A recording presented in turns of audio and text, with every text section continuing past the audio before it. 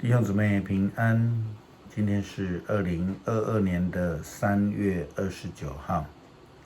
今天的经文是诗篇53篇，利未记第25章第1到第19节，启示录第19章第9到第10节。今天要跟大家分享的主题是恩福的年。关于年的概念，在圣经里面时常出现。约瑟呢，在埃及之所以能够被重用，是因为他为埃及法老王解梦，就是那个有关于7年的丰收之后，再来接续有7年的饥荒。但以理为尼布甲尼撒王解梦，虽然没有清楚的提到年，但是有7个时期。雅各逃难到舅舅的家里，拿班的家中，为了娶心仪的女子，而被舅舅给欺骗了。他用了2个7年，然后才娶到他心里所喜欢的女子。然后第3个7年，又是被他的舅舅欺压、霸凌，然后去雇羊等等的这些事。以色列人出埃及在旷野总共有40年的时间，以色列人被掳满了70年，这是在巴比伦的时候。他们这些的记载都有其特别的意义，无论是什么，都是在记录在上帝的带领与恩典当中。利未记记载了安息年，这里不是讲安息日，但是呢，从安息年的规定，我们也可以看到，上帝赐安息的真正之目的，不是为了守节，然后就什么事都不能做，也不是为了按照这个律法，而是为了要使人、使土地、使一切都得到平安。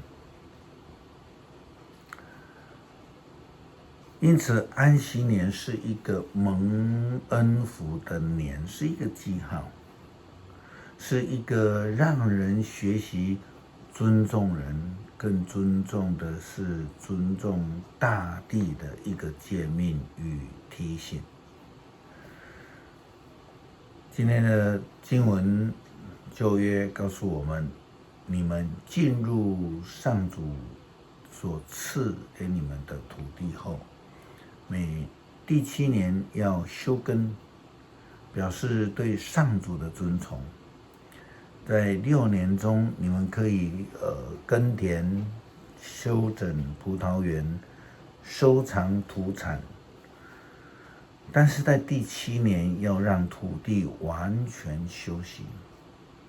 这一年是献给上主的，你们不可耕种田园，也不可修整葡萄，连自然生长结实的谷类都不可收割，连未经修整而结出的葡萄也不可摘。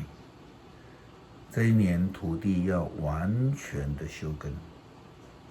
这一年土地虽然休耕，但是仍然有自然出产的土产要给你们做食物。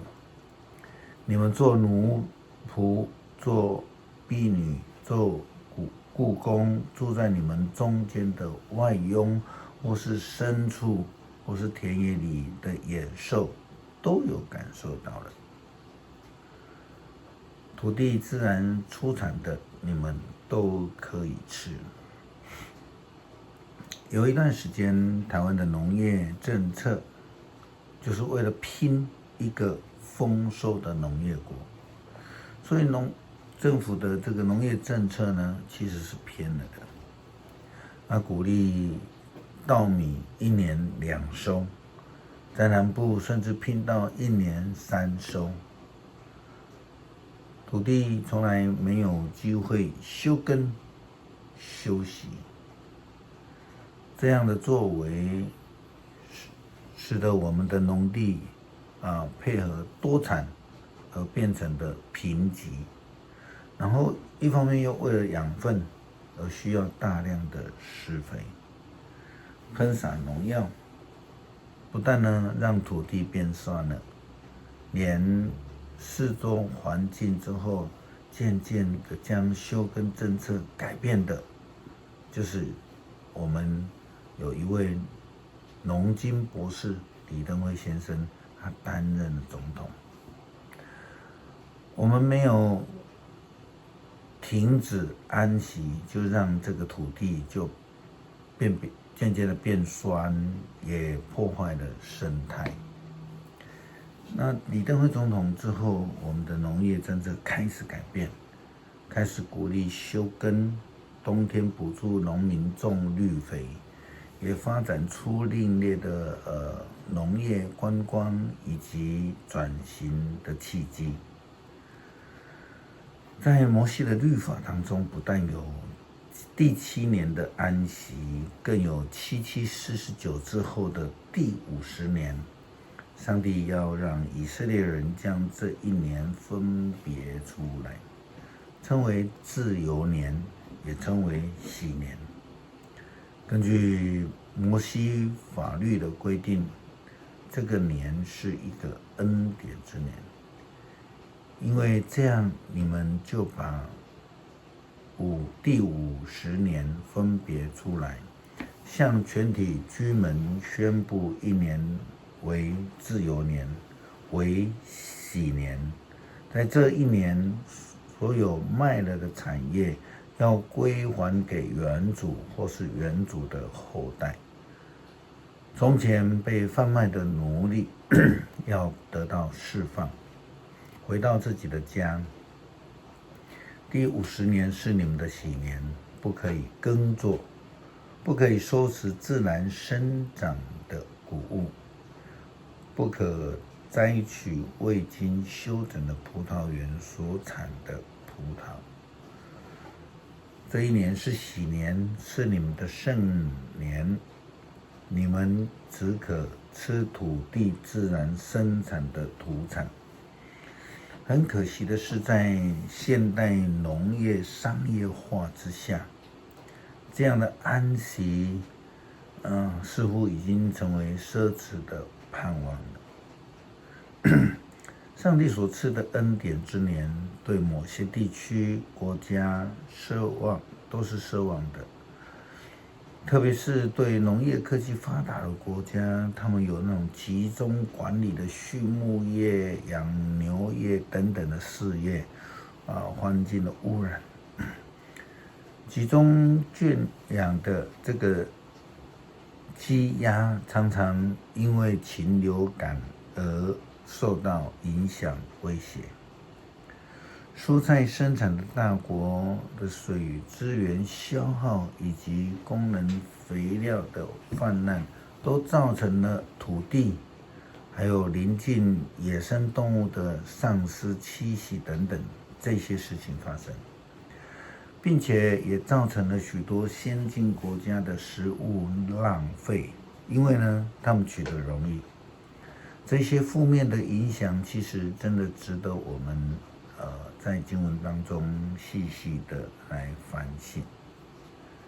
我们在昨天也分享了羔羊的婚宴，虽然说婚姻是吃喝的事情，婚宴了哈，但是呢，如何能够吃喝得宜，却是一个重要的思考与功课。安息的时候，基督徒所领受的呼召是给人吃饱，是一个让人享受安福的召命。可惜的是，许多人都是站在为自己的益处思考，而不是站在上帝的义做该做的事情。这样的人是无法去散播上帝的恩福。启示录告诉我们，那上帝的天使非常明白的将自己的界限画得很清楚。他说：“我俯伏在地，在他的脚前要拜他，但是他对我说，千万不可这样。我和你以及其他的信徒，所有守住耶稣所启示的真理的，都同样是仆人。你应当敬拜上帝，因为耶稣所启示的真理，就是那感动先知的真理。这样的人才能够是成为一个散播的上帝，成为一个恩福之人，才得以享受恩福之年。诗篇第53篇，狂傲自言自语，没有上帝，他们都腐败，做了可厌恶的事。这一个行善的人也没有。上帝从天上查看世上的人，要看看有明智的没有，有没有寻求上帝的人。只是人人都背离他，个个同样的腐败。没有行善的人，连一个也没有。上帝发问：作恶的人不明白吗？难道他们都茫然无知吗？他们吞吃我的子民，使我不愿意向我祈求。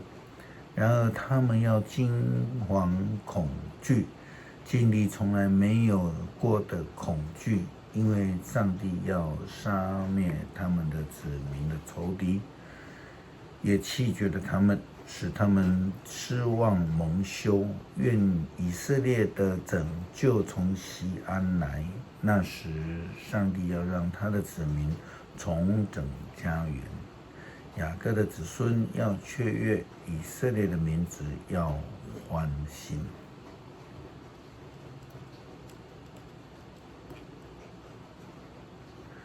求主帮助我们在领受救恩、接受邀请进入羔羊宴席的时候，也能够思考如何成为使人安息的人。求主帮助我们从上帝的眼光来明白上帝的旨意。感谢上帝，祈求靠主耶稣基督的名，阿们。